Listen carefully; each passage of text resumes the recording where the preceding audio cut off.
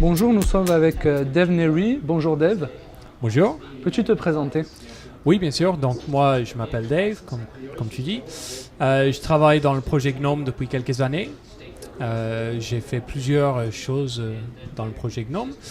Et donc, voilà, je suis là pour représenter GNOME cette semaine, pour présenter le projet GNOME Mobile, mais aussi présenter un petit peu les nouveautés du projet.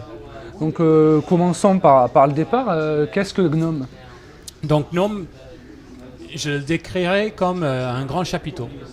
C'est un projet qui vise faire un interface utilisateur sous Linux qui est accessible au plus grand nombre de personnes. Donc on parle de open access, c'est-à-dire universal access, c'est-à-dire on crée un produit qui est utilisable par le plus grand nombre, donc facile à aborder, mais aussi accessible et traduit dans plein de langues. Ce qui permet à des gens d'utiliser ce logiciel, peu importe leur niveau technique ou leur culture. Donc ça, c'est le projet de base.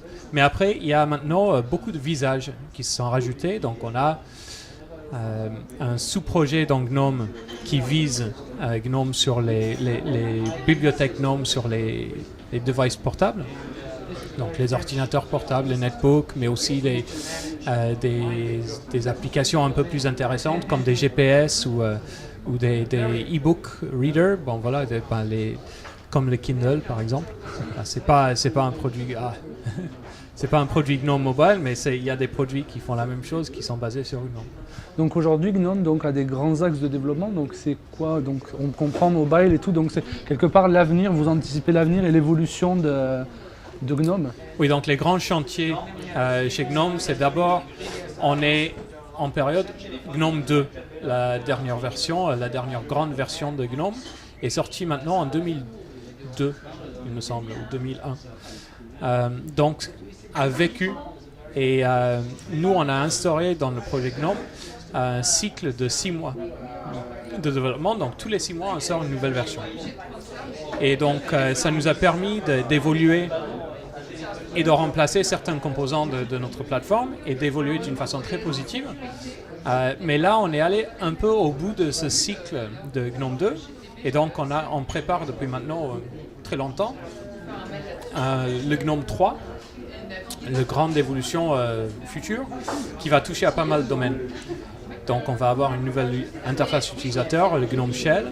On va avoir une base de données, de métadonnées, qui s'appelle GNOME Zeitgeist, qui va permettre à des gens On va pouvoir analyser les actions des gens pour mieux cibler un interface utilisateur par rapport à ce qui est important pour eux.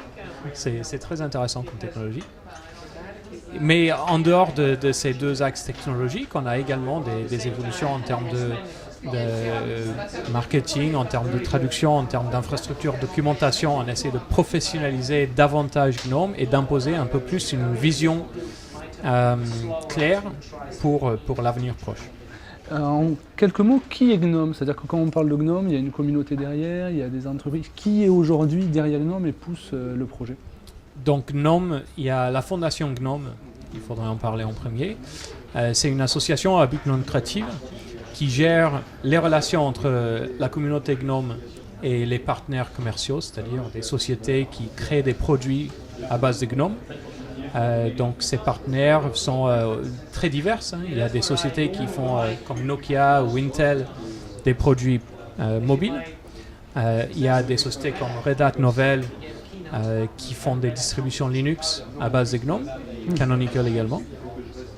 Il y a également des petites sociétés qui font des prestations spécifiques en utilisant des technologies GNOME.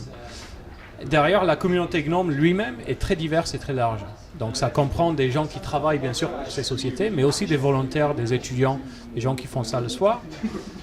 Et donc c'est toute la richesse de cette communauté qui fait en sorte qu'on avance ensemble, on arrive à bien travailler ensemble parce que tout le monde apporte leur grain de sel. Très bien, mais merci Dave pour cette interview autour de GNOME et à bientôt. Merci, à bientôt.